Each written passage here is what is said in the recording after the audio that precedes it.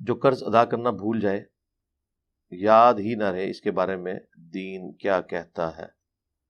اب تو میرا جس نے سوال لکھا ہے اب تو اسے یاد آ گیا ہوگا نا، تبھی اس نے لکھا ہے نا. اس کی فیملی سے بھی رابطہ نہ ہو سکے، ہاں تو کوشش کریں ڈھونڈنے کی، اور اگر نہ ہو سکے تو اتنی رقم آپ اللہ کی راہ میں صدقہ کریں، اور یہ نیت کریں کہ یہ اس شخص کی طرف سے میں صدقہ کر رہا ہوں، اس کا ثواب اس کے نامہ اعمال میں جائے. جب قیامت والے دن وہ اپنے نامہ اعمال میں اللہ کی راہ میں اتنی رقم خرچ کرنے کا ثواب دیکھے گا تو آخرت میں تو انسان نے کہنا ہے کہ میں نے جو کچھ اور بھی فضول خرچیاں کی تھی ادھر ہی لگائی ہوتی، میری نیکیاں آج بڑھ گئی ہیں.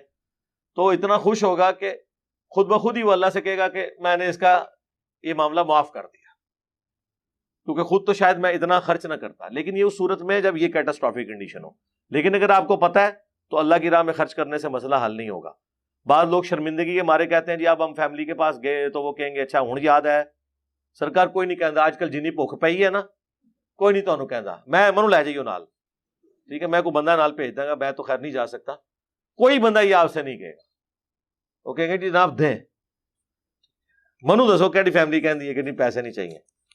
یہ ایویں لوگوں کو خدشہ ہوتا ہے. پھر بھی اگر خطرہ ہو بہت سارے طریقے ہیں پیسے ٹرانسفر کرنے کے. اکاؤنٹ میں ٹرانسفر کر سکتے ہیں آپ ایزی پیسہ کے ذریعے کر سکتے ہیں، بڑے سارے طریقے موجود ہیں، وہ آپ کسی سے